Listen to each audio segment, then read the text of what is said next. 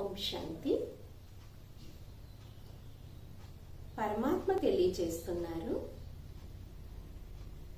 జ్ఞానము అంటే ప్రకాశము, అజ్ఞానము అంటే చీకటి. మనము జ్ఞానాన్ని విని ధారణ చేసుకొని ఆచరణలోకి వచ్చినప్పుడు అది మన జీవితంలో ప్రకాశాన్ని నింపుతుంది. మనము ప్రతి పని పర్ఫెక్ట్గా చేసుకోగలుగుతాము. పరమాత్మ అంటారు, మీరెప్పుడు రైటియస్గా ఉండాలి, శుభ కార్యాలలో రైట్ హ్యాండ్గా అవ్వాలి. అసత్యము అనర్థాలకు దారితీస్తుంది, అశాంతికి దారితీస్తుంది, అలజడికి దారితీస్తుంది. సత్యత ఎప్పటికైనా సంతోషాన్ని కలిగేలాగా చేస్తుంది, సర్వ ప్రాప్తులను అయ్యేలా చేస్తుంది. పరమాత్ముని యొక్క మహిమలో కూడా సత్యం, శివం, సుందరం అంటారు కదా. కాబట్టి పరమాత్ముని దృష్టిలో పెట్టుకొని ప్రతి కర్మ సత్కర్మ చేయాలి, ప్రశాంతంగా జీవించాలి.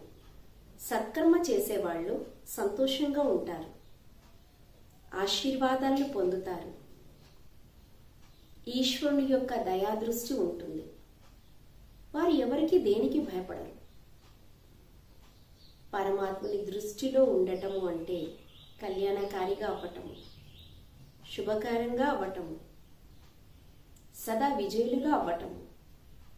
ఈ ప్రపంచంలో ఎవరికి నచ్చినా నచ్చకపోయినా పర్వాలేదు, కానీ ఈశ్వరుడు నచ్చేలాగా, ఈశ్వరుడు మెచ్చేలాగా జీవించాలి.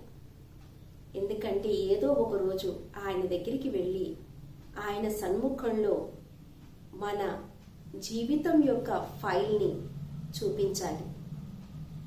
ఆయన ముందు ఎప్పుడు నిజాయితీగా ఉండాలి. ఆయన దృష్టి మన మీద పడితే అంతా మంచి జరుగుతుంది. సదా శుభంగా ఆలోచించాలి, సత్యంగా మాట్లాడాలి, సంతోషంగా జీవించాలి.